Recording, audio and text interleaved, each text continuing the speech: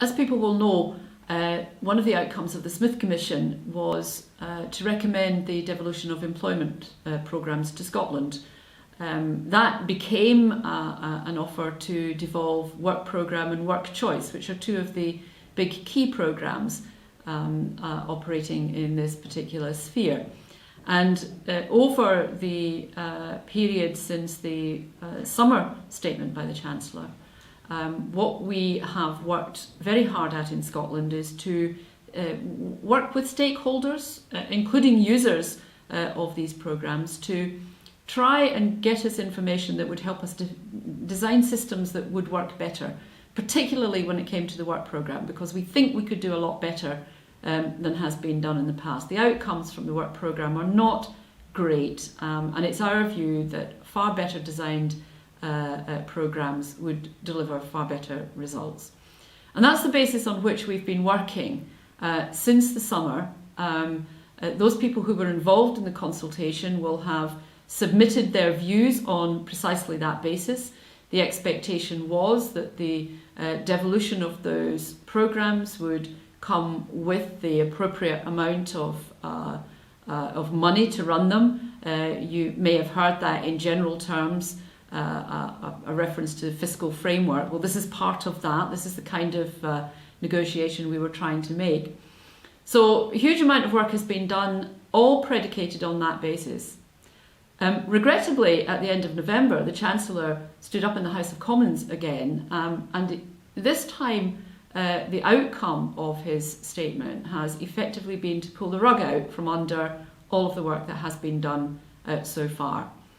What we can see looks like a proposed 75% cut in the money that would come to Scotland when the programmes were devolved, and that's because of a complete redesign of the programmes down south. 75% cut means about £40 million less for us to be able to spend on any newly redesigned programme, and frankly what we would be left with, somewhere in the region of about £13 million a year, really would make things extremely difficult and would make it very hard for us to deliver the kind of service that we and everybody involved in this particular area of policy wanted to see designed in Scotland. That's the third sector, that's all the agencies, that's everybody who's involved in these services in Scotland was expecting something very different to what we are now confronting. So I've written to Iain Duncan Smith, I've written to ask him for an explanation of how on earth he thinks this will play out in Scotland. I'm asking that he reconsider what he's done, because this is something that really came out in the days subsequent to the Chancellor's statement. It is a massive proposed cut to a service which affects the most vulnerable in our society. Let's not forget that this is work being done with those with disabilities to try to get them into employment, help them into employment.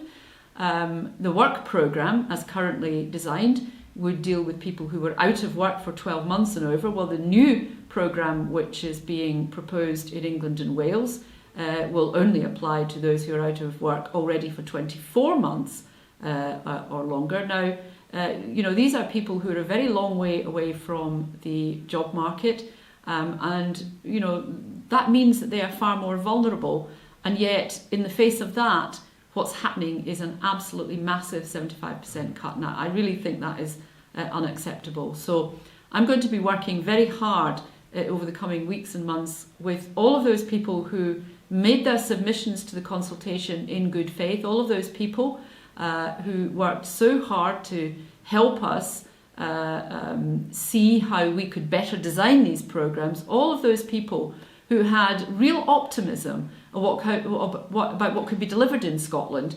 I'm going to have to work very hard with them now to see what we can salvage from this, because it is quite clear with the massively reduced funding and the changed goalposts in terms of the people that we're dealing with, that what we can do, what we're going to be able to do, is not what we wanted to do.